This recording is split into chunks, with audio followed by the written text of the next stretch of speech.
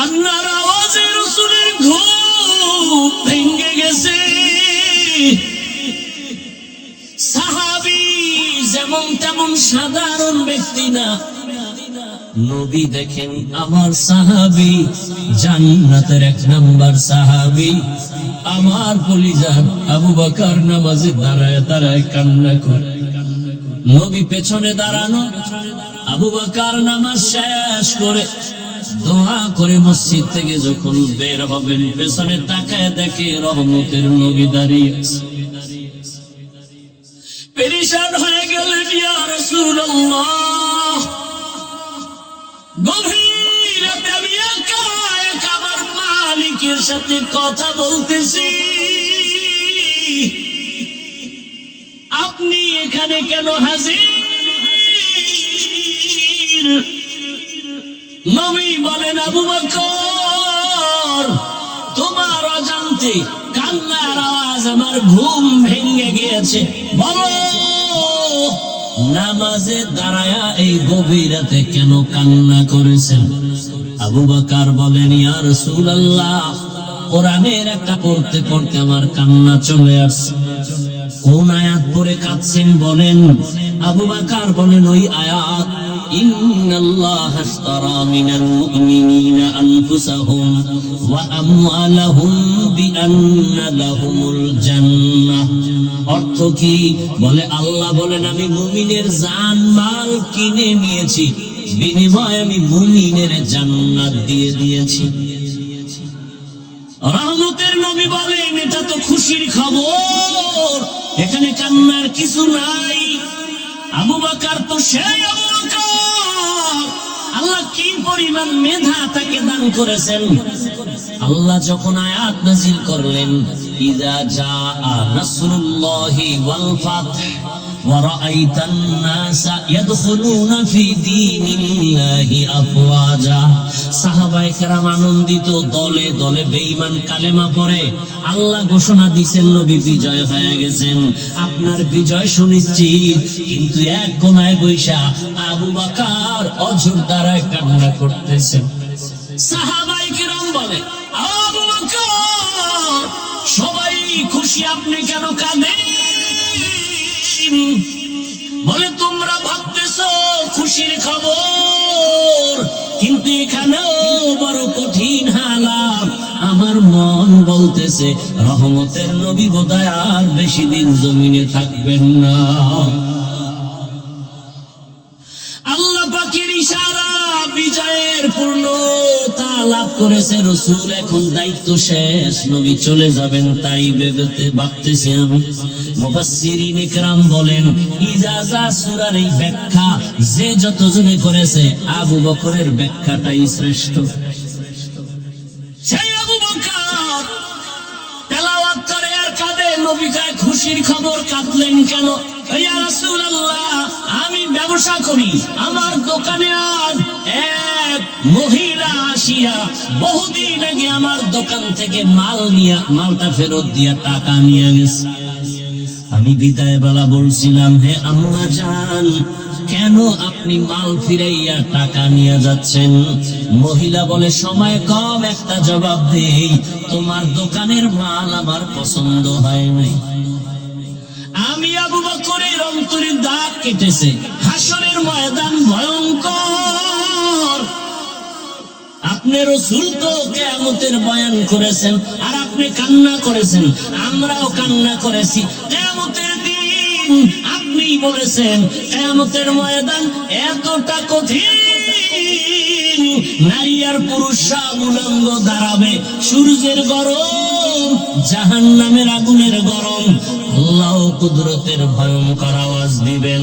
এমন এক অবস্থা হবে হাসরের ময়দানে, জাহান্নামের চিৎকার শুরু হবে। জাহান্নাম বলবে, আল্লাহ, বেনামাজি গুনাহগার গুলো আমার পেটে দাও, বড় ক্ষুধা আছে। আল্লাহ কুদরতি ভাবে বলবেন, একটু অপেক্ষা কর, বেনামাজিদের একটু আমল নামাটা মাপ দিয়ে নেই, দেখবো ওর গুনার পাল্লা কত ভারী।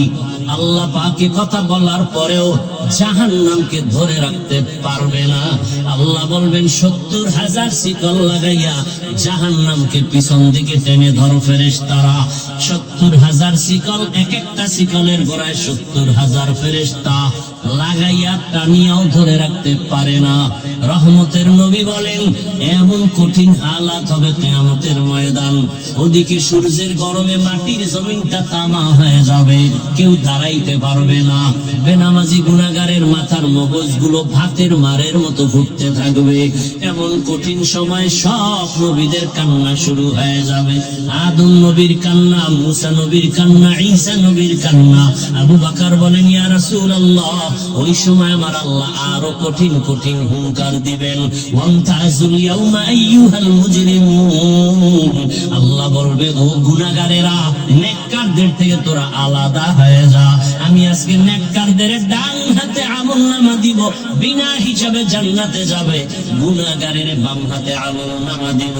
ওই দিন যদি আমার আল্লাহ, আমি আবু বকরকে ডাক দিয়া বলে আবু বকর সামনে আসো, আমি যে তোমাকে জাহান্নামের শিকল থেকে ধইরা মুহাম্মদের হাতের কাছে নিয়া কালেমা পড়ানোর মাধ্যমে তোমাকে জান্নাতি বানাইয়া আমি সালাম পাঠাইছিলাম, মনে আসেনি?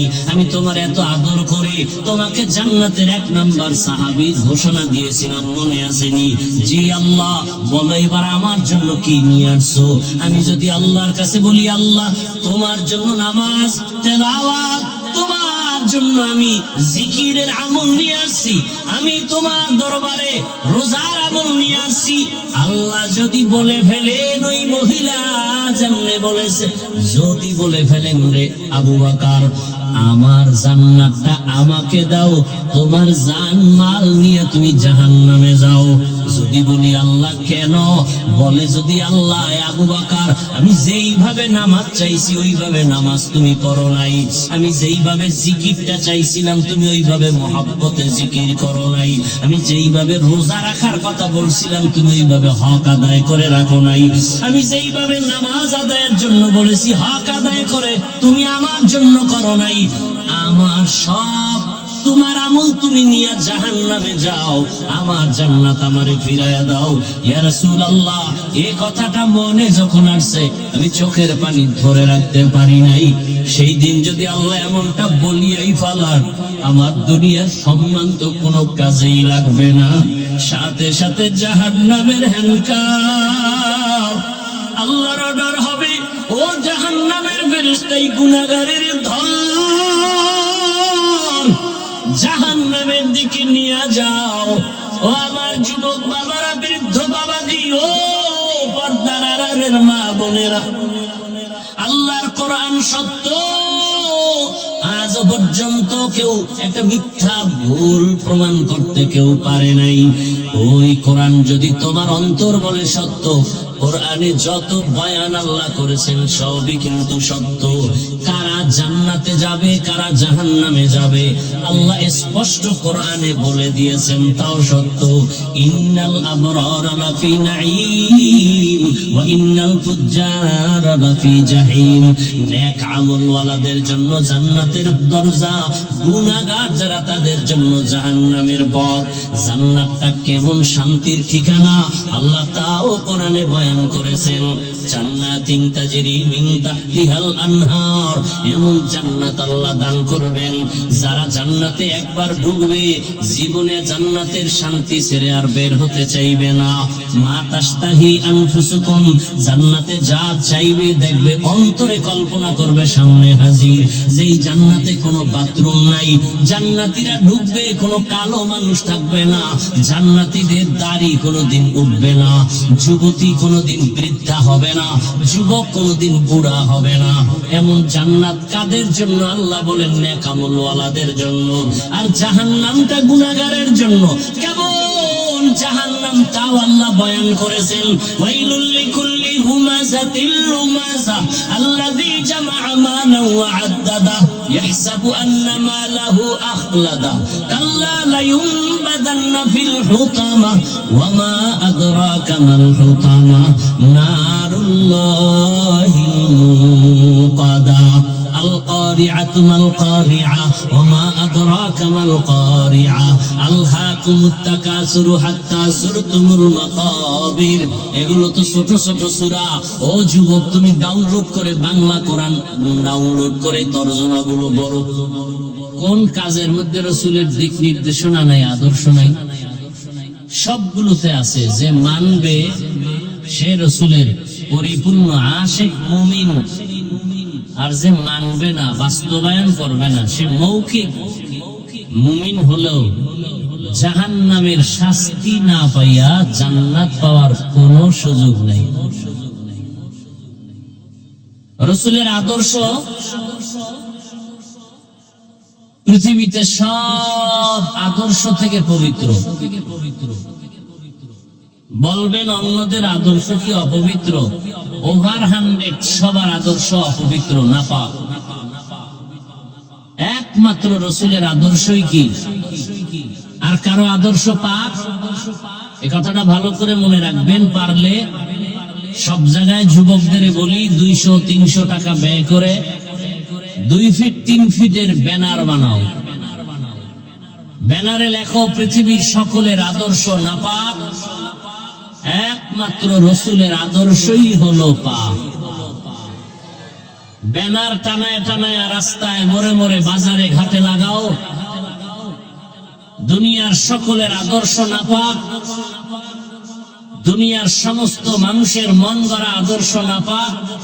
ওই আদর্শ ঘরে আসলে ঘর নাপাক, ওই আদর্শ রাষ্ট্রে চালাইলে রাষ্ট্র নাপাক, ওই আদর্শ রাজনীতি করলে রাজনীতি নাপাক, ওই আদর্শ সমাজে থাকলে সমাজ নাপাক। রাসূলের আদর্শ বলেন, রাসূলের আদর্শ ব্যক্তি জীবনে আসবে, ব্যক্তি পাক। রাসূলের পবিত্র আদর্শ সংসারে চালাবেন, সংসার পাক। রাসূলের পবিত্র আদর্শ সমাজে চালু করবেন, সমাজ পাক। রাসূলের আদর্শ অর্থনীতির মধ্যে চালু করবেন, অর্থনীতি পবিত্র। রাসূলের আদর্শ রাজনীতির মধ্যে ঢুকাবেন, টোটাল রাজনীতি পবিত্র হয়ে যাবে। রাসূলের আদর্শের রাজনীতিতে দুর্নীতি নাই, আর রাসূলের আদর্শ বাদ দিয়ে কোনো রাজনীতি নাই, সব দুর্নীতি। কথা বুঝে আসছে? রাসূলের আদর্শ মানে না, এজন্য গরিবের উপরে জুলুম করে। রাসূলের আদর্শ বাদ দিয়া রাজনীতির ফলাফল দুর্নীতি। রাসূলের আদর্শ বাদ দিয়া রাজনীতি করে যারা, এরাই মানুষকে হত্যা করে। রাসূলের আদর্শকে জবাই করে যারা মন গড়া জীবন চালায়, এরাই গরিবের উপরে জুলুম করে। এরা চাঁদাবাজি আর ধান্দাবাজি করে। রাসূলের আদর্শে কোনো চাঁদাবাজি আর ধান্দাবাজি নেই।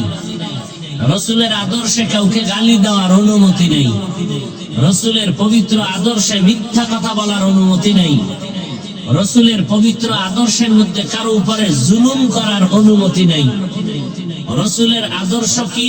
কর্মচারী কাজ করবে, ঘাম ঝরার আগে বেতন দাও। রাসূলের আদর্শ কি?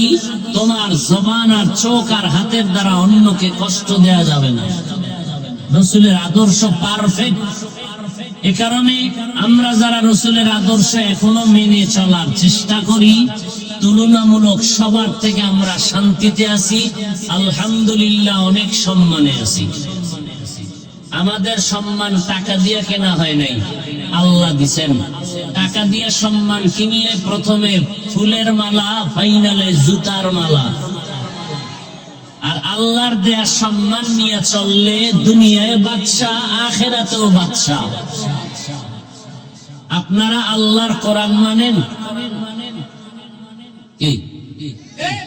এখানে কথা বলা যাবে না, কোনো আওয়াজ দেওয়া যাবে না, একটু সাউন্ড যেন আমার কানে না আসে। আপনারা আল্লাহর কোরআন মানেন, ইসলাম সমর্থন করেন? আমাকে একটু দয়া করে বলবেন। শিক্ষার জন্য বলছি, বুঝার জন্য বলছি, জানানোর জন্য বলছি। আল্লাহর কোরআন কোন দিক থেকে দুর্বল? বুঝে শুনে বললেন। আল্লাহর কোরআনে কোনো দুর্বলতা নাই, ইসলামে কোনো দুর্বলতা নাই। আসতে বলেন কেন? সত্যটা জোরে বলবেন। আর সন্দেহ থাকলে চুপ থাকবেন। আল্লাহর কোরআনে মানুষের জীবনের সব বিষয়ের সমাধান আছে, হাদিসে আছে, ইসলামে আছে, পরিপূর্ণ আছে, কোন দিকের দুর্বলতা নাই। না এখনো বুঝে আপনারা বলেন না। আমার তো জানা মতে, আপনাদের থেকে যতটুকু শুনছি সেই শোনা মতে, কোরআন ইসলাম হাদিস সব দিক থেকে পরিপূর্ণ হলেও রাষ্ট্রের ব্যাপারে ইসলাম হাদিস কোরআন দুর্বল। কি তাহলে যারা বলে ইসলামে রাজনীতি নাই, তাদের কথায় বোঝা গেল ইসলাম ও কোরআন হাদিস সব বিষয়ে সমাধান আছে, রাজনীতির ব্যাপারে কোরআনে কিছু নাই। সেই ক্ষেত্রে অন্যদের থেকে সমাধান নিতে হবে, সুদখোর ঘুষখোর থেকে সমাধান নিতে হবে। কোরআনে আছে গোটা রাষ্ট্র গোটা দুনিয়াকে পরিচালনা করেছেন সুলাইমান নবী, ঘটনা কোরআনে আছে। মিশরের অর্থমন্ত্রীর দায়িত্ব পালন করেছেন ইউসুফ নবী, কোরআনে ঘটনা আছে। গোটা দুনিয়া শাসন করেছেন জুলকারনাইন বাদশাহ, কোরআনে আছে। মদিনার রাষ্ট্র পরিচালনা করেছেন আপনার আমার পেয়ারা নবী, ইসলামে ঘটনা আছে। কেন বলেন রাজনীতি নাই? ইসলামে দুর্নীতি নাই, চাঁদাবাজি ধান্দাবাজি নাই, পেটনীতি নাই, জুলুম নাই। ইসলামই হলো পবিত্র রাজনীতির নাম। আল্লাহ বুঝার তৌফিক দান করেন। কেউ যদি নামাজ না পড়ে তাকে গালি দেওয়া যাবে না, কিন্তু কেউ যদি নামাজের বিরোধিতা করে তাকে ছাড় দেওয়া যাবে না। ব্যবধান আছে না নাই? কেন? যে নামাজ পড়ে না সে মুমিন, যে বিরোধিতা করে সে তাজা বেঈমান। ব্যবধান আছে না নাই? যে দাড়ি রাখে না তাকে গালি দেওয়া যাবে না, কেন? সে মুমিন। যে দাড়ির বিরোধিতা করে তাকে ছাড় দেওয়া যাবে না, কেন? সে বেঈমান। ব্যবধান বুঝছেন? যে পর্দা করে না তাকে গালি দেওয়া যাবে না, কেন? সে মুমিন, তার অন্তরে আগ্রহ আছে পর্দা করবে। আর একজনে পর্দার বিধানের বিরোধিতা করে তাকে ছাড় দেওয়া যাবে না, কেন? সে বেঈমান। এবার বুঝেননি কিছু? একজনে ইসলামের রাজনীতি করে না তাকে গালি দেওয়া যাবে না, কেন? সে মুমিন, তার অন্তরে আগ্রহ আছে। কিন্তু যে ইসলামী রাজনীতির বিরোধিতা করবে সে বেঈমান, কেন? তার মধ্যে ঈমান নাই, আগ্রহ। তাহলে দুজনেই বেনামাজি, একজন মুমিন আর একজন বেঈমান। দুজন বেপরদায় চলে, একজন মুমিন আর একজন। মুমিনকে গালি দেওয়া যাবে না, বেঈমানকে ছাড় দেওয়া যাবে না। সহজ কথা, ভেজাল নেই। যে নামাজ পড়ে না সে মুমিন, যে নামাজের বিরোধিতা করে। ব্যবধানটা বুঝছেন তো? বুঝবেন কেমনে? তাকে বলতে হবে এই নামাজ পড়ো না কেন? নামাজ পড়া দরকার, পারি না, চেষ্টা করি, দোয়া করেন, আরো চেষ্টা করো। বেঈমান না মুমিন? আর একজনে নামাজের কথা জিজ্ঞাসা করেন, ভাই নামাজ পড়ো না কেন? কেন না পড়লে অসুবিধা কি? এরকম আছে না? তাহলে নামাজ না পড়লেও দরদি হলে মুমিন, নামাজ না পড়িয়া বিরোধী হলে, দাড়ি না রাখিয়া দরদি হলে মুমিন, বিরোধী হলে। কথা বুঝতেছেন তো?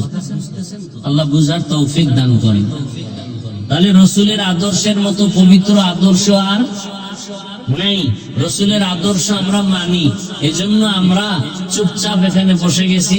আমাদের ভিতরে কোনো টেনশন নাই, পেরেশানি নাই, প্রশাসন দিয়ে এগুলো নিয়ন্ত্রণ করার কোনো প্রয়োজন নাই। দেখেন অনেকে বিড়ি টানে, অজের প্যান্ডেলে ঢোকার আগে বিড়িটা ফালাই দিচ্ছে। কেন? এখানে র্যাব আছে, ধৈর্য ফালাইলি 13 বছরের চাই। কি এটা কেমনে সম্ভব? কোন র্যাব আছে এখানে? কোন পুলিশ আছে? ধরার কোন ভয় আছে? তো এখানে মাঝখানে আমার সামনে 2-4 জনে টান দিলে নিষেধ করে, যে হুজুর বয়ান শুনি ভিডিও টানি। কারো সাহসে কুলাবে? আচ্ছা এমপি সাহেব আসবে, কথার কথা, কথার কথা, একেবারে কোটিপতি। সে চিন্তা করে এলাকার সব আমার ভক্ত, এলাকায় আমি মানুষের গরিবের বন্ধু। না না, আমার পাশে বয়ে যদি মনে মনে গুল্লিপ টানে, বেনসন টানে, তার বয়ানও শুনে, তার এই কলিজায় সাহস হবে, এত পাওয়ার সাহস হবে। কেমন, কে কন্ট্রোল করে এগুলো? কে তার মধ্যে ভয় ঢুকাইলো? কিসের ভয় সে এই বিড়ি এখানে টানে না? টানে ঠিক, এখানে ঢুকার আগে ফালাইয়া দেয়, শুধু ফালাইয়া দেয় না, একটু কুলি হইয়া যায়, কি হইয়া যায়। কারণ সেও জানে বিড়ির গন্ধে কি মিশকের ঘেরান। এটা রসুলের আদর্শের কারণে সম্ভব, রসুলের আদর্শের কারণে।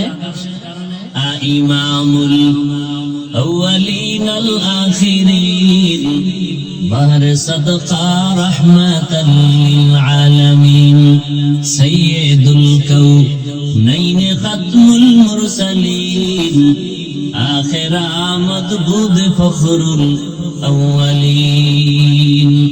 রহমতের নবীর আদর্শ এত সুন্দর, এত পারফেক্ট, এত পাওয়ারফুল। কিয়ামত পর্যন্ত দুনিয়াতে যত মানুষ আসবে জীবনটা পরিচালনা করার জন্য, কল্যাণময় জীবনটাকে সফলতার মানদণ্ডে নেয়ার জন্য ভিন্ন কারো পরামর্শের প্রয়োজন নাই। নবী চ্যালেঞ্জ দিয়ে গেলেন, ক্বালা রাসূলুল্লাহ সাল্লাল্লাহু আলাইহি ওয়া আলিহি ওয়াসাল্লাম, তারাকতু ফীকুম আমরাইন লান তাদিল্লু মা তামাসসাকতুম বিহিমা কিতাবাল্লাহি ওয়া সুন্নাত রাসূলি। রহমতের নবী বলেন, ও আমার উম্মতের দল, জিনিস আমি তোমাদের মাঝে রেখে গেলাম এবং চ্যালেঞ্জ দিয়ে গেলাম, এই দুইটা জিনিস যারা আঁকড়াইয়া ধরবা, আমি রাসূল চ্যালেঞ্জ দিলাম, তার ঈমানও যাবে না, সম্মানও নষ্ট হবে না। ১,৫০০ বছর পরে তাকাইয়া দেখো, আজও পর্যন্ত যার কাছে রহমতের নবীর আদর্শ আছে, আল্লাহর কোরআন আছে, এত বিপদ এত ঝামেলার মধ্যেও এই নবীর আদর্শওয়ালা কোরআনওয়ালারা কোনো অসম্মানে নাই। চেয়ারম্যানের চেয়ার লইয়া টানাটানি গেলনি, গেলে আবার আর পামু করবে, কিন্তু রসুলের আদর্শ আর কোরআন নিয়ে যারা চলে গো, চেয়ারের কোনো মেয়াদ আসেনি। হ্যাঁ, ইমাম সাহেব কোন চিন্তা নাই, আমি ইমামতি করি, থাকলে থাক, না থাকলে নাই, কিন্তু রিজিকের মালিক আমার আল্লাহ। এই চিন্তা বাদ দিয়া উম্মতের নিয়ে ফিকির করে সত্য কথা বলতে থাকে, মানুষকে জাহান্নামের আগুন থেকে বাঁচানোর ফিকির নিয়ে 24টা ঘন্টা মেহনত করে, উম্মতের কল্যাণে বিপদ মুহূর্তে ময়দানে ঝাঁপায়া পড়ে। ওলামায়ে কেরাম সামনে না আসলে কোনো কাজে সফলতা আসে না। ইলমে রায়ে জাজু করদান বেহিসাব, খালকে রাদাদান জওয়াবে বাসওয়াব, হক নাদারত দুস্তে খালকা জারেরা, মিস্তে ই খসলত একি দিনদারেরা। রহমতের নবীর আদর্শ, আঙ্গুলের নখগুলো কিভাবে কাটবা, কিভাবে রাখবা, সেখানেও রহমতের নবীর আদর্শ আছে না নাই? যে মানবে সে রসুলের খাঁটি আশেক, যে মানবে না সে পরিপূর্ণ আশেক না। মাথার চুলগুলো কিভাবে রাখবা, কিভাবে কাটবা, সেখানেও নবীর আদর্শ। মানলে তুমি নবীর আশেক, যদি তুমি না মানো তুমি রসুলের আশেক না। জুতাটা কেমনে পরবা, সেখানেও নবীর নির্দেশনা দেয়া আছে না নাই? ও ভাই, তুমিও জুতা পরো, আমিও পরি, রসুলের আদর্শ লাগায় পরো, সওয়াব। এই যে 1 বোতল পানি এখানে রাখা, তুমিও পানি পান করো পিপাসা নিবারণের জন্য, আমিও পানি পান করব পিপাসা নিবারণের জন্য। তবে ব্যবধান হবে, কোয়ালিটি আলাদা হয়ে যাবে, কাইফিয়াত আলাদা হবে। তুমি পানির বোতলের মুখখাটা খুলিয়া বাম হাত দিয়া টান দিয়া বোতলের পানি একটা নিঃশেষ করছো। আমি ভুলেও বাম হাতে নিব না, আমি ডান হাতে নিয়ে 3 বারে এই বোতলের পানি পান করে ফেলবো। আমারও পিপাসা নিবারণ হবে, তোমারও নিবারণ হবে, তবে আমার পানি পান করা হবে ইবাদত, আর তোমার পানি পান করা ইবাদত হবে না। ইবাদত তখনই হবে রাসূলের আদর্শ মানতে পারলে। তো যাও সুন্নতে আহমদ কো যা বা মুহাম্মদ কে বুয়াদ নিসবত তোরা কারে শয়তা মি কুনিনা মতওয়ালি গরওয়ালি নসল আনত বরওয়ালি। রহমতের নবীর আদর্শ মতো চলবেন, শান্তি আর শান্তি। কসম আল্লাহ, রাসূলের আদর্শ কোন অশান্তি? আল্লাহর জাতের কসম, ভালো করে লিখো, এই জমিনে যতদিন পর্যন্ত রাসূলের আদর্শ কায়েম হবে না, ততদিন পর্যন্ত মিছিল করবা, আন্দোলন করবা, খোদার কসমে জমিনে শান্তি আসবে না। এই কপাল ভরা মুমিন মুসলমান সারাদিন বিড়ি টানে, গাঞ্জা খায়, মদ লইয়া দৌড়ায়। এরে যদি খাও এর চরিত্র ফুলের মতো পবিত্র, তো গাঞ্জা খোরের চরিত্র রূপায় কি? নামাজ নাই, রোজা নাই, তেলাওয়াত নাই, প্রস্রাব করে পানি লয় না, শরীর থেকে গন্ধ, পোশাক থেকে গন্ধ, খায় 24 ঘন্টা নাপাক, মদ পান করে চোখগুলো লাল করে ফেলে, চরিত্রহীন লম্পট, নারীর পেছনে দৌড়ায়, গরিবের উপরে জুলুম করে। তার চরিত্র যদি ফুলের মতো পবিত্র হয়, তো জমিনে আর চরিত্র ভালো হবে কা? এরে তুমি বানাও যে আমগো এলাকাটার একটু পবিত্র বানায় দেন না। ওই যে উদাহরণ দেই না, যে লঙ্গির ভিতরে গোবর লাগছে, গোবর কি লাগছে? এখন লঙ্গির ভিতরে গোবর লাগার পরে এটা পাক না না পাক? বুঝেন, বাংলা বুঝেননি? লঙ্গিতে কি লাগছে? গোবর ছিলেন তো, আসমান থেকে আইয়ে গোবর লঙ্গিতে লাগার পরে এটা পাক না না পাক? এখন এই নাপাক দূর করতে হলে কি লাগবে বলেন? এখন আপনি মনে করেন এই এলাকার অপরিচিত মানুষ, হঠাৎ নাপাক গোবর পরিষ্কারের পানি খুঁজতে গিয়ে দেখেন পানি আর।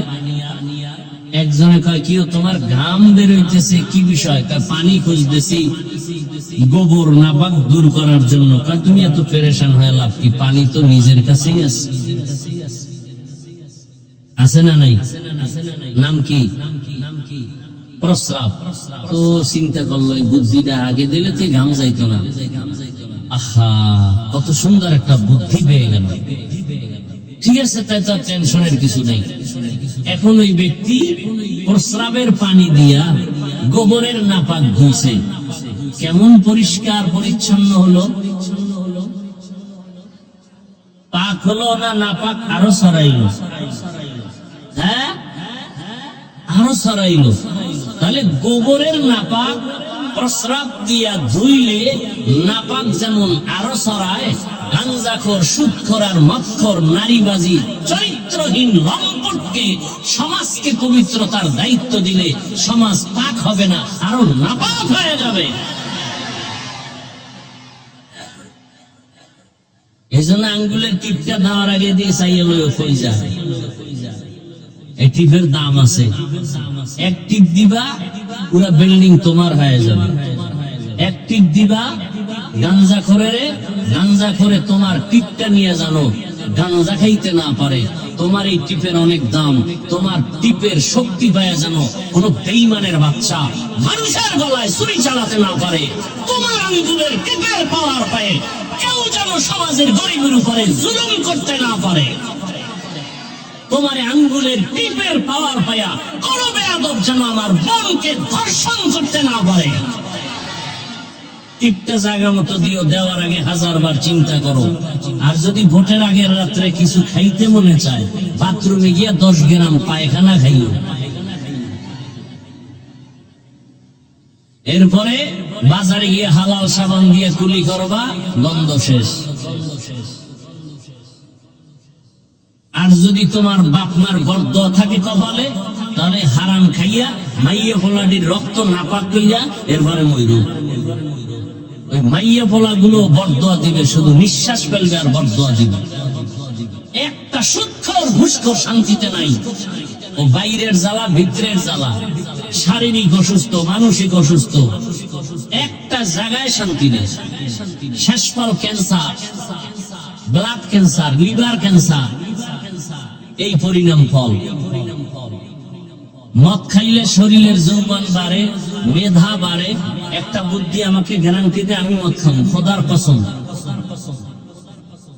বিড়ি টানলে চেহারার নূর বাড়ে, বল আমি বিড়ি টানবো। আল্লাহর জাতের কসম আমি টানবো। যুক্তি দাও, তে আকাম কেন করো? আল্লাহ হেদায়াত দান করুন, আল্লাহ হেদায়াত দান করুন।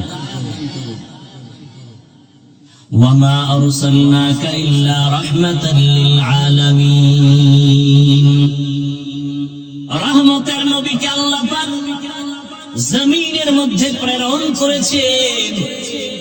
কেমন রহমতের নবী আমার! এমন এক সময় মক্কা নগরীতে আগমন করেছেন। পুরা মক্কা নগরীর মানুষগুলো ছিল অপবিত্র, নাপাক, চরিত্রহীন, লম্পট। রহমতের নবী আগমনের পর এই মানুষগুলো রাসূলের আদর্শ গ্রহণ করার কারণে রব্বুল আলামিন এদেরকে এমন পবিত্র বানায় দিয়েছেন। আল্লাহ পাক জিবরাইলকে পাঠাইয়া রাসূলের দরবারে লিস্টি দিয়ে দিলেন, ও জিবরাইল যাও রাসূলের কাছে লিস্টি পৌঁছাইয়া দাও। এই লিস্টির মাঝে যাদের নাম আছে রাসূল ঘোষণা দিয়ে দিবে এরা বিনা হিসাবে জান্নাতি। ইমামুল আউয়ালিন আল আখিরিন বাহরে সাদকা রাহমাতাল লিল আলামিন সাইয়্যিদুল কাউনাইন খাতমুল মুরসালিন আখির আমদ বুদে ফখরুল আউয়ালিন। ওগো নবীর উম্মতেরা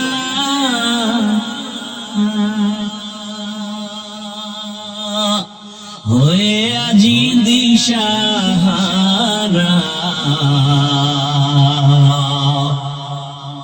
কোরআন হাদিসের চলো যখন যাহা চায় মনে, নবী বিনে কে তারাবে পৌঁছিরাত মিজানে, নবী বিনে কে তারাবে পৌঁছিরাত মিজানে। উম্মতের কান্ডারি নবী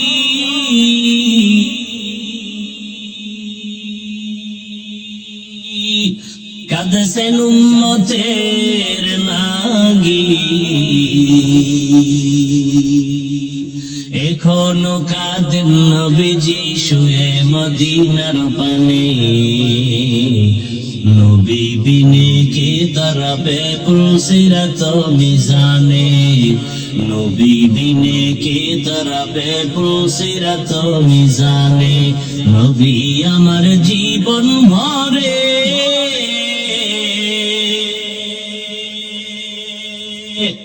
দিনের লাগি কষ্ট করে, দান দান শহীদ করিলেন উহুদেরই ময়দানে, নবী বিনে কে তারাবে পৌঁছিরাত মিজানে, নবী বিনে কে তারাবে পৌঁছিরাত মিজানে। এরে নবীর আশিক রহমতের নবীর হাতে গড়া সাহাবী এতটা দামি হয়ে গেছে, জিন্দা হালাতে আল্লাহ জান্নাতের টিকিট দিয়েছেন।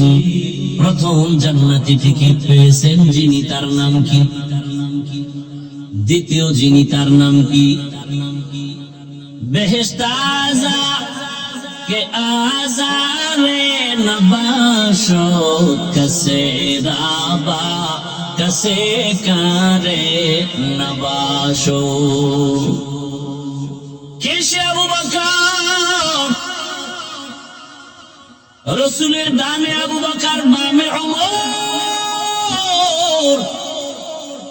যেই রাসূলকে এক নজর তাকায় দেখলেই জাহান্নামের আগুন হারাম, যেই রাসূলের ঘাম থেকে মিশকের ঘ্রাণ, যেই রাসূল কদম যেখানে দেন ওই জায়গা থেকে দীর্ঘ বছর শুধু মিশকের ঘ্রাণ।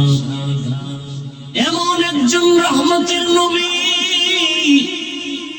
ওই নবীর হাতে গড়া সাহাবী আবু বকর, আল্লাহ তাকে এত মর্যাদা দান করেছেন। আল্লাহ তাআলা রহমতের নবী বলেন, সারা দুনিয়ার মুমিনদের আমল, সাহাবায়ে কেরামের আমল এক পালায় যদি দেওয়া হয়, আমার আবু বকরের দুইটা আমলের পাল্লা অন্যদের থেকে ভারী হয়ে যাবে। আতিনা বি দারে দুনিয়া না হাসান, আতিনা ফি দারে উকবা না হাসান, ইয়া গিয়াজাল মুস্তাগীসিন ইহদিনা লিফতিখারা বিল উলুমি ওয়াল গিনা। হর গরিদে নেকো তু তৈয়ার হে, जो न मांगे उससे तू बेजार है। এত দামি আবু বকর, রাসূলের একজন সাহাবীকে আমার আল্লাহ একজন রাসূলের উম্মতকে আল্লাহ নিজে আলাদা সালাম দিয়েছেন। সেই রাসূলের মুহাব্বতের উম্মত যাকে আল্লাহ নিজে আলাদা সালাম পাঠিয়েছেন, ওই ব্যক্তি হলেন আবু বকর সিদ্দিক রাদিয়াল্লাহু আনহু। আল্লাহ স্পেশাল করে আলাদা আবু বকরকে সালাম পাঠিয়েছেন। সুবহানাল্লাহ বলতে কষ্ট হয়। এই আবু বকর তো আল্লাহর নবীর পেয়ারা, আল্লাহর পেয়ারা। রাসূলের ইন্তেকালের পরে প্রথম খেলাফতের দায়িত্বে চলে আসলেন আবু বকর সিদ্দিক রাদিয়াল্লাহু আনহু। এই আবু বকরের এত মান, এত দাম, নবী যাকে ছাড়া কোনো মশওয়ারা করেন না, সেই আবু বকরের ইতিহাস। নবী বলেন, আমি একদিন এশার নামাজের পরে আমার রুমের মধ্যে আমি ঢুকলাম, অর্থাৎ মসজিদে নববী আর আমার হুজরা তথা আয়েশার হুজরা পাশাপাশি লাগানো। বেশিরভাগ আমি আয়েশার হুজরায় গিয়ে এশার নামাজ পড়ে ঘুমায় যাই। কেন? বলে ভোর রাত্রে উঠিয়া আবার মালিকের সাথে হাজিরা দেই, কথা বলি। ভোর রাতে উঠে যাই, এশার নামাজ কমপ্লিট করে আমি হুজরায় গিয়ে যখন বিশ্রামে চলে গেলাম, ঘুমাচ্ছিলাম। আমি রাসূলের ঘুমটা কেমন? বলে আমার চোখ দুইটা বন্ধ থাকলেও আমার কলবের দরজা বন্ধ থাকে না। আমি মুহাম্মদ ঘুমাইলে আমার চোখ ঘুমায়, আমার কলব ঘুমায় না। রহমতের নবীকে ছিল কেমন আমার মায়ার নবী। ১৫০০ বছর পর যেই নবীর আদর্শ দেখে গবেষণা করে বহু বিধর্মী কালেমাওয়ালা হয়েছে। আরো আস্তে করে বলেন। এই জন্য গেল সান্দা বাড়াইয়া ফট করে এনে একটা কারু বোঝাই গেল না, কমাই লিখে সান্দারে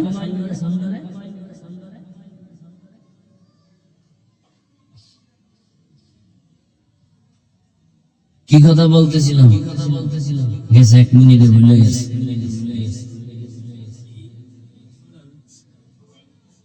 নবীজির আদর্শ দেখে ফিতকে বেশি হবে। রহমতের নবী আমার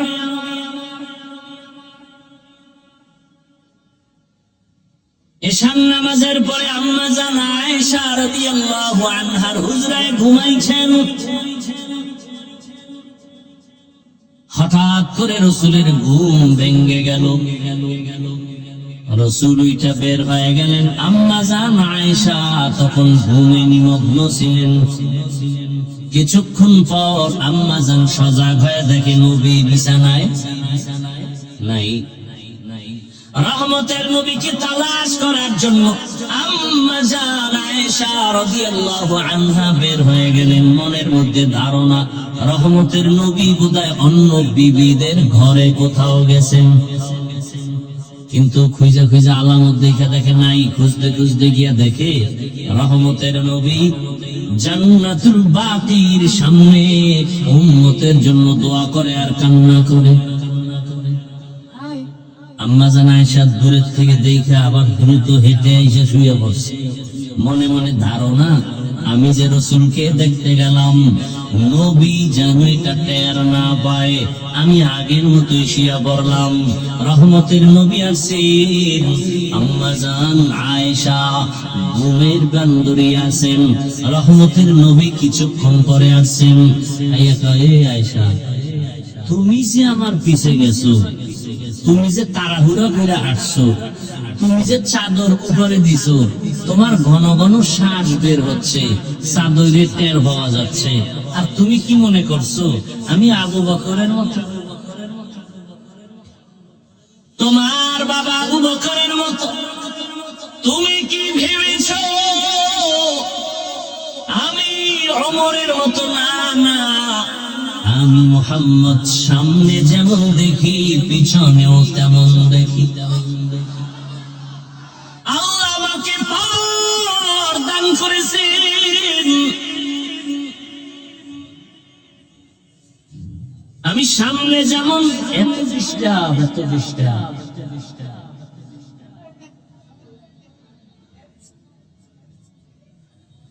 আমি সামনে যেমন দেখি পেছনেও তেমন দেখি। আল্লাহ পাওয়ার আমাকে দান করেছেন, আমি ডানেও যেমন দেখি বামেও তেমন দেখি। আমি আলোর ভেতরে যেমন দেখি অন্ধকারের মধ্যে আমি তেমন দেখি। কে পাওয়ার দান করেছেন? ইমামুল আউয়ালিন আল আখিরিন বহরে সাদকা রাহমাতাল লিল। আবার মোরাইতে বুঝো রহমতের নবী বলেন, ও আয়েশা, তুমি আমাকে তোমার বাবা আবু বকরের মতো মনে করিও না রে আয়েশা। ঈশান নামাজের পরে রহমতের নবী ঘুমিয়ে আছেন। হঠাৎ ঘুমের মাঝে কান্নার আওয়াজ রাসূলের কান মোবারকে চলে আসছে। রাসূল তো চোখ বন্ধ ঠিকই, তার কলবের দরজা খোলা। যারা কলবই চিনে না এরাই বয়ান কি বুঝবে? এরা মোবাইল নিয়ে ব্যস্ত, মোবাইল বুঝে, কলব বুঝে না। রহমতের নবী চোখ মোবারক খুললেন, ধ্যান করলেন কান্নার আওয়াজ কোথায়। হঠাৎ খেয়াল করে দেখলেন মসজিদে নববীর ভেতরে রাতের গভীরে কান্নার আওয়াজ আসতেছে।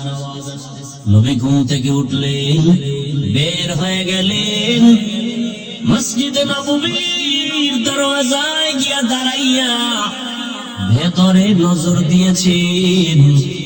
নবী তাকায় দেখেন একজন ব্যক্তি নামাজে দাঁড়ায়া ফোঁপায় ফোঁপায় কান্না করে। কান্নার আওয়াজে রাসূলের ঘুম ভেঙে গেছে।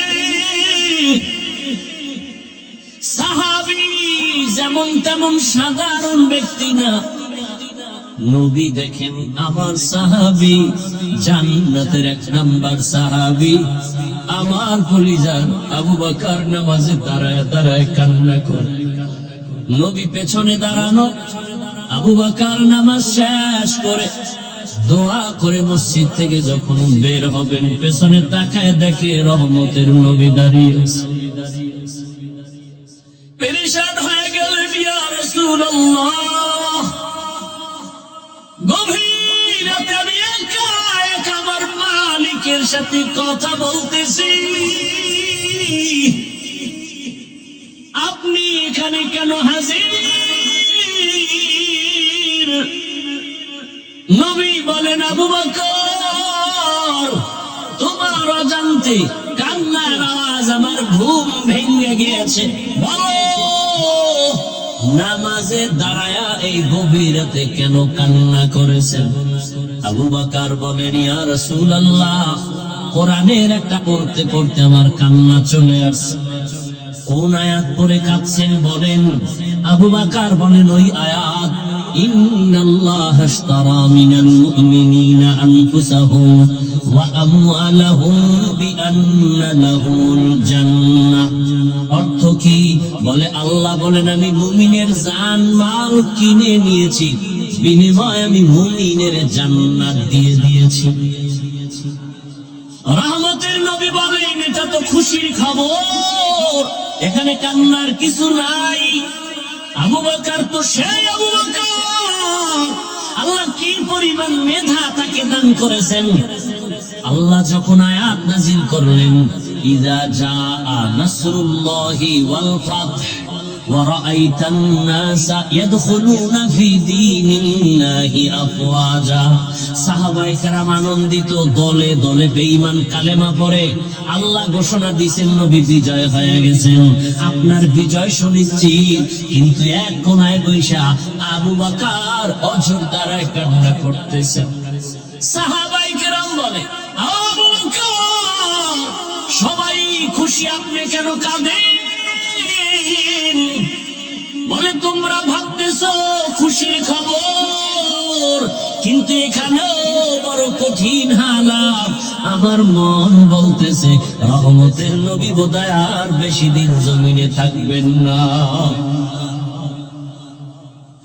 আল্লাহ পাকের ইশারা, বিজয়ের পূর্ণতা লাভ করেছে রাসূল, এখন দায়িত্ব শেষ, নবী চলে যাবেন। তাই ভেবেতে ভাবতেছি আমি। মুফাসসিরিনে কেরাম বলেন, ইজাজা সূরার এই ব্যাখ্যা যে যতজনে করেছে, আবু বকরের ব্যাখ্যাটাই শ্রেষ্ঠ। সেই আবু বকর তেলাওয়াত করে আর কাঁদে। নবী কয়, খুশির খবর, কাঁদলেন কেন? ইয়া রাসূলুল্লাহ, আমি ব্যবসা করি, আমার দোকানে আজ এক মহিলা আসিয়া বহুদিন আগে আমার দোকান থেকে মালটা ফেরত দিয়ে টাকা নিয়ে গেছে।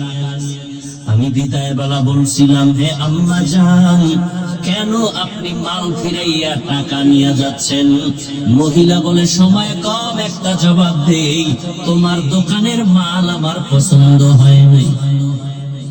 আমি আবু বকরের অন্তরে দাগ কেটেছে। হাসরের ময়দান ভয়ঙ্কর। আপনি রাসূল তো কিয়ামতের বয়ান করেছেন, আর আপনি কান্না করেছেন, আমরাও কান্না করেছি। কিয়ামতের দিন আপনি বলেছেন, কিয়ামতের ময়দান এতটা কঠিন, নারী আর পুরুষ সব উলঙ্গ দাঁড়াবে, সূর্যের গরম, জাহান্নামের আগুনের গরম, আল্লাহ কুদরতের ভয়ঙ্কর আওয়াজ দিবেন। এমন এক অবস্থা হবে হাসরের ময়দানে, জাহান্নামের চিৎকার শুরু হবে। জাহান্নাম বলবে, আল্লাহ, বেনামাজি গুনাহগার গুলো আমার পেটে দাও, বড় ক্ষুধা আছে। আল্লাহ কুদরতি ভাবে বলবেন, একটু অপেক্ষা কর, বেনামাজিদের একটু আমল নামাটা মাপ দিয়া নেই, দেখবো ওর গুনার পাল্লা কত ভারী। আল্লাহ পাকে কথা বলার পরেও জাহান্নামকে ধরে রাখতে পারবে না। আল্লাহ বলবেন, ৭০,০০০ শিকল লাগাইয়া জাহান্নামকে পিছন দিকে টেনে ধরো ফেরেশতারা।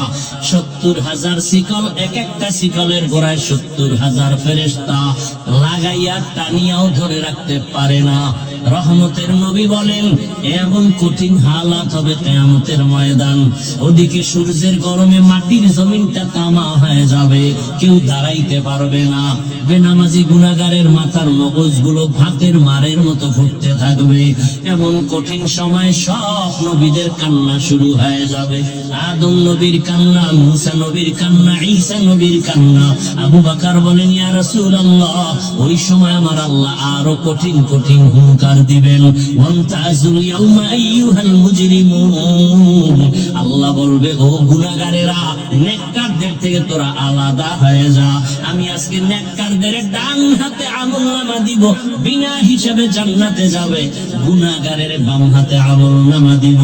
ওই দিন যদি আমার আল্লাহ, আমি আবু বকরকে ডাক দিয়া বলে, আবু বকর সামনে আসো, আমি যে তোমাকে জাহান্নামের শিকল থেকে ধইরা মুহাম্মদের হাতের কাছে নিয়া কালেমা পড়ানোর মাধ্যমে তোমাকে জান্নাতি বানাইয়া আমি সালাম পাঠাইছিলাম, মনে আসেনি? আমি তোমার এত আদর করে তোমাকে জান্নাতের 1 নম্বর সাহাবী ঘোষণা দিয়েছিলাম, মনে আসেনি? জি আল্লাহ, বলো এবার আমার জন্য কি নিয়ে আসছো? আমি যদি আল্লাহর কাছে বলি, আল্লাহ তোমার জন্য নামাজ, তেলাওয়াত, তোমার জন্য আমি জিকিরের আমল নিয়ে আসছি, আমি তোমার দরবারে রোজার আমল নিয়ে আসছি, আল্লাহ যদি বলে ফেলেন ওই মহিলা জান্নাতে বলেছে, যদি বলে ফেলেন রে আবু বকর আমার জান্নাতটা আমাকে দাও, তোমার জান মাল নিয়ে তুমি জাহান্নামে যাও। যদি বলি আল্লাহ কেন? বলে যদি আল্লাহ, আবু বকর আমি যেইভাবে নামাজ চাইছি ওইভাবে নামাজ তুমি পড়ো নাই, আমি যেইভাবে জিকিরটা চাইছিলাম তুমি ওইভাবে মহব্বতে জিকির করো নাই, আমি যেইভাবে রোজা রাখার কথা বলছিলাম তুমি ওইভাবে হক আদায় করে রাখো নাই, আমি যেইভাবে নামাজ আদায়ের জন্য বলেছি হক আদায় করে তুমি আমার জন্য করো নাই।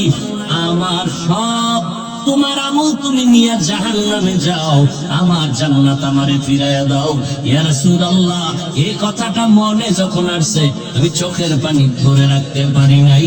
সেই দিন যদি আল্লাহ এমনটা বলিয়াই ফেলান, আমার দুনিয়ার সম্মান তো কোনো কাজেই লাগবে না, সাথে সাথে জাহান্নামের হ্যান্ডকাপ আল্লাহর অর্ডার হবে, ও জাহান্নামের ফেরেশতা গুনাহগারের ধর জাহান্নামের দিকে নিয়ে যাও। ও আমার যুবক বাবারা, বৃদ্ধ বাবাজি, ও পর্দার আড়ালের মা বোনেরা, আল্লাহর কোরআন সত্য, আজ পর্যন্ত কেউ একটা মিথ্যা ভুল প্রমাণ করতে কেউ পারে নাই। ওই কোরআন যদি তোমার অন্তর বলে সত্য, কোরআনে যত বয়ান আল্লাহ করেছেন সবই কিন্তু সত্য। কারা জান্নাতে যাবে কারা জাহান্নামে যাবে আল্লাহ স্পষ্ট কোরআনে বলে দিয়েছেন, তাও সত্য। ইন্নাল আবরারা লাফি নাঈম ওয়া ইন্নাল ফুজ্জারা লাফি জাহিম। নেক আমলওয়ালাদের জন্য জান্নাতের দরজা, গুনাহগার যারা তাদের জন্য জাহান্নামের পথ। জান্নাতটা কেমন শান্তির ঠিকানা আল্লাহ তাও কোরআনে বয়ান করেছেন। জান্নাতিন তাজরি মিন তাহতিহাল আনহার, এমন জান্নাত আল্লাহ দান করবেন যারা জান্নাতে একবার ঢুকবে জীবনে জান্নাতের শান্তি ছেড়ে আর বের হতে চাইবে না। মা তাশতাহি আনফুসুকুম, জান্নাতে যা চাইবে দেখবে অন্তরে কল্পনা করবে সামনে হাজির। যেই জান্নাতে কোনো বাথরুম নাই, জান্নাতীরা ঢুকবে কোনো কালো মানুষ থাকবে না, জান্নাতীদের দাড়ি কোনোদিন উঠবে না, যুবতী কোনোদিন বৃদ্ধা হবে না, যুবক কোনোদিন বুড়া হবে না। এমন জান্নাত কাদের জন্য? আল্লাহ বলেন নেক আমলওয়ালাদের জন্য। আর জাহান্নামটা গুনাহগারের জন্য। কেমন জাহান্নাম তাও আল্লাহ বয়ান করেছেন। ওয়াইলুল লিকুল্লি হুমাযাতিল লুমাযা আল্লাযী জামাআ মালান ওয়া আদ্দাদা ইয়াহসাবু আন্না মালাহু আখলাদা কাল্লা লায়ুনবাদান্না ফিল হুতামা ওয়া মা আদরাকা মাল হুতামা নারুল্লাহিল মুকাদা। القارعة ما القارعة وما أدراك ما القارعة ألهاكم التكاثر حتى زرتم المقابر। এগুলো তো ছোট ছোট সূরা। ও যুবক, তুমি ডাউনলোড করে বাংলা কোরআন ডাউনলোড করে তরজমাগুলো পড়ো। أرأيت الذي يكذب بالدين فذلك الذي يدعو اليتيم ولا يحض على طعام المسكين فويل للمصلين। আরে নামাজ মানুষকে জান্নাত নিয়ে নিবে, আর এই সূরায় আল্লাহ কি বলেন? ফাওয়াইলুন লিল মুসাল্লিন, নামাজি মুসল্লির জন্য ওয়াইল নামক জাহান্নাম। এবার চিন্তা করেন তো, সেই নামাজ মানুষকে গুনাহ থেকে বাঁচাবে, জান্নাতে নিবে বিনা হিসাবে, আল্লাহ আবার এই সূরার মধ্যে বলেন ফাওয়াইলুল লিল মুসাল্লিন, মুসল্লি নামাজের জন্য ওয়াইল নামক ভয়ঙ্কর জাহান্নাম। তাহলে এখন কোন নামাজ পড়েন চিন্তা করতে হবে আপনাকে। আপনি কি জান্নাত পাওয়ার নামাজ পড়েন, নাকি আপনি ফাওয়াইলুল লিল মুসাল্লিন ওই ওয়াইল নামক জাহান্নামের অধিবাসী হওয়ার নামাজ আদায় করেন? আল্লাহ দোনোটা বলে দিয়েছেন। নামাজি জান্নাতে যাবে, কোনো হিসাব নাই। কিন্তু এখানে বলে না, ওয়াইল নামক জাহান্নাম ভয়ঙ্কর, ওই নামাজি মুসল্লিরা ওয়াইল নামক জাহান্নামে যাবে। তাহলে কোন নামাজ আপনি আদায় করেন এখনো চিন্তা করেন। যারা নামাজ পড়েই না তাদের চিন্তা তো ভিন্ন, কিন্তু যারা নামাজ আমরা পড়ি একটু চিন্তা করেন কোন নামাজ আদায় করেন। এরে আল্লাহর বান্দা, নামাজ পড়েন, নামাজের ভেতরে রূহ নাই, ইখলাস নাই, তাকওয়া নাই। নামাজের মধ্যে কোনো চোখে পানি নাই, আজমত নাই। সমাজের মানুষ কি বলবে, মাঝে মাঝেই লজ্জায় পড়ে নামাজে যায়। নির্বাচনে একটা ভোট পাওয়ার আশা পাইয়া মুসল্লিদের মন পাওয়ার জন্য টুপি দেয়, নামাজে যায়। নাই, এগো আল্লাহ কইছে ফাওয়াইলুল লিল, এরা ওয়াইল নামক জাহান্নামে যাও। এরে আল্লাহর বান্দারা, যুবকেরা, আমি তোমাকে পাক্কা পাগড়িওয়ালা হুজুর হতে বলি নাই। তোমার মতো যুবক স্কুলে পড়ে, কলেজে পড়ে, চাকরি করে, ব্যবসা করে, নদীর মধ্যে মাছ ধরে, এরকম বহু হাজারো লাখ যুবক আছে নামাজ ছাড়ে না। নাই? বলো তোমার কপালে কার অভিশাপ? তুমি কেন নামাজ আদায় করো না? তোমার মতো যুবক রাস্তায় গাড়ি চালায়, নামাজ বাদ দেয় না, বলো তুমি কেন পারো না? ও ব্যবসায়ী ভাই, আপনার মতো কত ব্যবসায়ী আজান হলে দোকান বন্ধ করে নামাজে যায়। একটু নিজেকে প্রশ্ন করেন, আপনি কেন নামাজ পড়তে পারেন না? ও যুবক বাবা, কলেজের ছাত্র নামাজ পড়ে, তুমি কেন পারো না? র্যাব, আর্মি, পুলিশ, বিডিআর এর চাকরি করে, নামাজি অভাব নাই, তুমি কেন পারতেছ না? বলো। তোমার মতো যুবক গাড়ি চালায়, নদীর মধ্যে মাছ ধরে, জমিনে কৃষি কাজ করে, নামাজ পড়ে, বলো তুমি কেন পারো না? পর্দার আড়ালের আম্মা জান বোনেরা, আপনার মতো কত মা, কত বোন এখনো আছে বেপর্দায় চলে না, নামাজ ছাড়ে না, মোবাইলে সময় নষ্ট করে না, স্বামীর মাল খেয়ানত করে না। আপনারা কেন পারবেন না? এরে যুবক বাবা, স্কুলে পড়ো, কলেজে পড়ো, ডাক্তার হও, ইঞ্জিনিয়ার হও, যাই হও না কেন, 5 বেলার নামাজ পড়ো। মা বাবার দোয়া নিয়ে চলো, শিক্ষকের দোয়া নাও, বেয়াদবি করিও না। তোমার ব্যবহারে কোনোদিন যেন মা বাবা কষ্ট না পায়, তোমার আচরণে শিক্ষক যেন কষ্ট না পায়, তোমার ব্যবহারে কোনো আলেম যেন কষ্ট না পায়। তাহলে তুমি যত বড় শিক্ষিত হও, মরার আগে তোমার ধ্বংস অনিবার্য, কোনো সন্দেহ নাই। এখনো তওবা করো, জীবনে তো গুনাহ কম করো নাই। মনের ঝাল মিটাইয়া কত গুনাহ করেছো, মনে চাইছে দাড়ি কাটবা, কেটে ফেলেছো, মনে চাইছে নামাজ পড়বা না, পড়ো নাই, মনে চাইছে পার্কে দৌড়াবা, পার্কে দৌড়ায় গেছো, মনে চাইছে সারা রাত মোবাইলে গুনাহ করবা, গুনাহ করেছো। আমার মাওলার আদালতে কোন দিন যাইবা, হিসাব মিলাও। তোমার আমার চোখের সামনে কত যুবকের লাশ আর লাশ, ঘুমের মধ্যে মানুষ মরে যায়, গাড়ির নিচে পড়ে মানুষ মরে যায়, এমন একটা দিন নাই যুবকের লাশের খবর নাই। এখনো তওবা করার সময়। আল্লাহকে মনে মনে বলো, হে মালিক, জীবনে মনের আশা পূরণ করে। কত অন্যায় করেছি, আমার মতো অন্যায়কারী আর কেউ নাই। আমার গুনার খবর আমার আত্মীয় স্বজন জানলে কেউ মহব্বতের নজরে দেখতো না। ও আল্লাহ, আপনি তো দেখছেন, জানছেন, রাগ করি আমাকে মেরে ফেলেন নাই, আমাকে আপনি খানা থেকে মাহরুম করেন নাই। আজ আমি তৈরি হয়ে গেলাম, মরিয়া গেল, আর নামাজ ছাড়বো না, দাড়ি কাটবো না, বেপর্দায় চলবো না। মা বাবার দোয়া নিয়া, শিক্ষকের দোয়া নিয়া, উলামায়ে কেরামের পরামর্শ নিয়া, নবীজির আদর্শ মেনে চলবো। তওবা করার জন্য যদি অন্তর তৈরি হয়, খাঁটি অন্তরে আল্লাহকে বলো, আল্লাহ পাক মুহূর্তের মধ্যে সব গুনাহগুলো মাফ করে দিবেন। আল্লাহ আমাদেরকে গুনাহমুক্ত জীবন দান করেন, তওবাওয়ালা জিন্দেগি দান করেন। আলহামদুলিল্লাহি রাব্বিল আলামিন, ওয়াসসালাতু ওয়াসসালামু আলা সাইয়্যিদিল আমবিয়া'i ওয়াল মুরসালিন ওয়া আলা আলিহি ওয়া আসহাবিহি আজমাইন। ইয়া আরহামার রাহিমিন, ইয়া আরহামার রাহিমিন, ইয়া আরহামার রাহিমিন। রব্বিরহামহুমা কামা রাব্বায়ানি সগীরা। اللهم إنك عفو كريم تحب العفو فاعف عنا. اللهم إنا نسألك رضاك والجنة ونعوذ بك من سخطك والنار.